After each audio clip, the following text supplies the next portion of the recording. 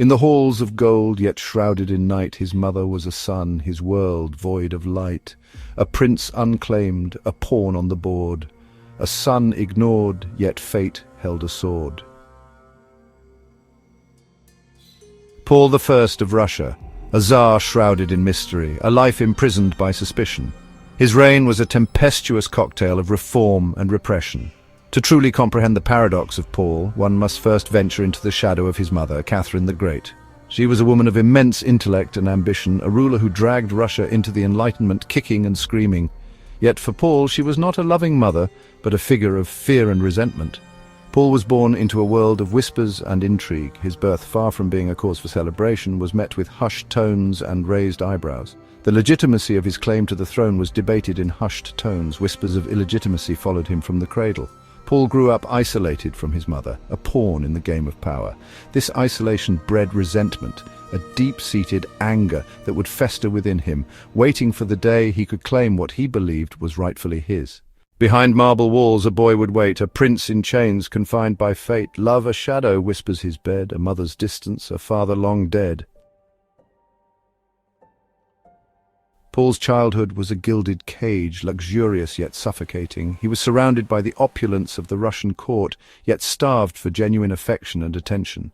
Catherine, consumed by the demands of ruling a vast empire, delegated his upbringing to tutors and governesses. While they provided him with an excellent education, they could not replace the love and guidance of a parent. His tutors, chosen by Catherine, were men of reason and enlightenment. They instilled in him a love for learning and a fascination with military history. Paul excelled in his studies, demonstrating a keen intellect and a thirst for knowledge, but his brilliance was often overshadowed by bouts of melancholy and unpredictable behavior. Catherine showered him with gifts and titles, but denied him any real power or responsibility. Paul was paraded before the court like a prized possession, a symbol of dynastic continuity, yet kept firmly away from the levers of power. While Paul languished in gilded isolation, Catherine's star continued to rise. She was the darling of the Enlightenment, lauded by Voltaire and Diderot for her modernizing reforms. Under her rule, Russia's borders expanded, her armies triumphed, and her cultural influence grew. Catherine's reign was a golden age for the Russian Empire, a period of unprecedented power and prestige. She corresponded with philosophers, codified laws, and built grand palaces and cities. Her name echoed across Europe, synonymous with power, sophistication, and ruthlessness. Catherine was determined to transform Russia into a modern European power, and she pursued this goal with unwavering determination.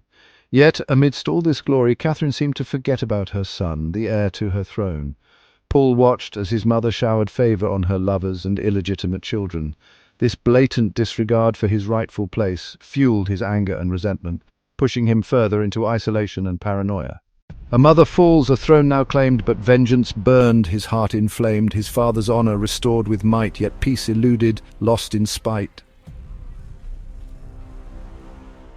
Catherine's death in 1796 finally released Paul from his gilded prison. At the age of 42, he ascended to the throne, not as a grateful heir, but as a ruler with a score to settle. One of his first acts as Tsar was to exhume his father's remains and rebury them with full honors. It was a symbolic act of defiance against his mother's memory, a public declaration that her reign was over. He wasted no time in dismantling his mother's legacy, reversing many of her reforms and enacting sweeping changes designed to consolidate his own power. The Russian court, accustomed to Catherine's more enlightened rule, watched in dismay as Paul ushered in an era of strict discipline and autocratic control. His reforms were swift and often brutal, a reflection of his deep-seated resentment and his desire to reshape Russia in his own image. Order was law, no step out of place, soldiers crushed beneath his gaze. A king alone, in fear confined, trust a ghost he'd never find. Paul's reign was marked by a deep-seated paranoia and a yearning for order. He saw enemies everywhere, whispering in the shadows, plotting against him just as he believed they had plotted against his father. This paranoia permeated every aspect of his rule, from the halls of the Winter Palace to the battlefields of Europe. He was obsessed with military discipline, believing that a well-ordered army was the key to a strong and stable Russia. He micromanaged the army, dictating everything from uniform regulations to battlefield tactics. Soldiers were subjected to grueling drills and harsh punishments for the slightest infraction. Officers found themselves demoted or even exiled for failing to meet his exacting standards. The Russian army, once a formidable fighting force, became bogged down in a quagmire of regulations and fear. Paul imposed strict censorship laws, muzzled the press, and restricted foreign travel. The atmosphere in St. Petersburg became stifling, heavy with suspicion and fear. Paul's paranoia found its ultimate expression in the construction of Mikhailovsky Castle. This imposing fortress, built on the site of his father's murder, was more than just a residence. It was a physical manifestation of his fears, a fortress designed to keep the outside world at bay. He surrounded himself with loyal guards, distrusting even his own family members. The castle, with its moats, drawbridges and labyrinthine corridors, became a symbol of Paul's growing isolation and fear. Its construction, rushed and chaotic, cost the lives of countless laborers, their sacrifices deemed necessary to protect the Tsar from his perceived enemies. But even within these fortified walls, Paul found no peace.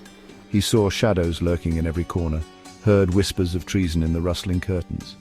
He slept in a different bedroom every night, believing that his enemies were closing in. The once vibrant court of Catherine the Great had become a place of whispers and suspicion, a gilded cage ruled by a paranoid king. Allies waver, nations turn, a fickle Tsar, his bridges burned. The world watched, uncertain fate, Russia danced at fortune's gate. Paul's erratic behavior extended to the international stage.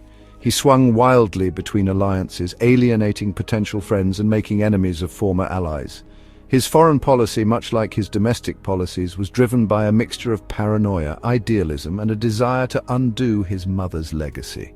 He admired Napoleon Bonaparte, seeing in the French general a kindred spirit, a man who had risen to power through sheer force of will. But their alliance was short-lived, collapsing under the weight of Paul's own paranoia and Napoleon's ambition. One of his most bizarre foreign policy adventures involved a plan to invade British-controlled India. This plan, hatched in the depths of Paul's paranoia, was as unrealistic as it was audacious. It ultimately came to nothing, further isolating Russia on the European stage. By the end of his reign, Russia found itself isolated and surrounded by enemies, its Tsar viewed as a dangerous madman by the other European powers. A knock at night, a silent breath, a whisper seals a Tsar's own death, a fate foretold by hands once kind, betrayed by those he'd thought aligned. The end, when it came, was swift and brutal. On the night of 23 March 1801, a group of disgruntled nobles, their ranks including members of Paul's own inner circle, stormed the Mikhailovsky castle. They found Paul cowering in his bedroom, a shadow of the Tsar he once was. The plotters, driven by a mixture of fear and ambition, had decided that Paul had become too dangerous, too unstable to remain on the throne. They had the tacit support of Paul's son and heir, Alexander, who was appalled by his father's erratic behavior and the damage he was inflicting on Russia. Whether Alexander actively sanctioned his father's murder remains a subject of historical debate. What is certain is that he did little to prevent it, and his silence spoke volumes. Paul's reign, born in violence and shaped by paranoia, ended as it had begun in bloodshed and betrayal. Paul, caught in his nightclothes, offered little resistance. His death, far from plunging Russia into chaos, was met with relief by many, both within the court and among the general populace. Paul I's reign was a tragedy, a cautionary tale of what can happen when fear and resentment are allowed to fester unchecked. He was a man of contradictions, capable of great intelligence and compassion, yet consumed by paranoia and a thirst for absolute control. His legacy remained a contested one. Some saw him as a visionary reformer, a ruler ahead of his time, while others viewed him as a tyrant, a madman who had brought Russia to the brink of ruin. His son, Alexander I, ascended to the throne, determined to heal the wounds of his father's reign. He reversed many of Paul's harsher policies, ushering in a period of relative liberalism and reform. Yet, the ghost of Paul I continued to haunt Russia long after his death. His reign served as a stark reminder of the dangers of unchecked power and the importance of a stable and predictable ruler. The tragic reign of Paul I serves as a reminder that even in the most absolute of monarchies, power is a double-edged sword.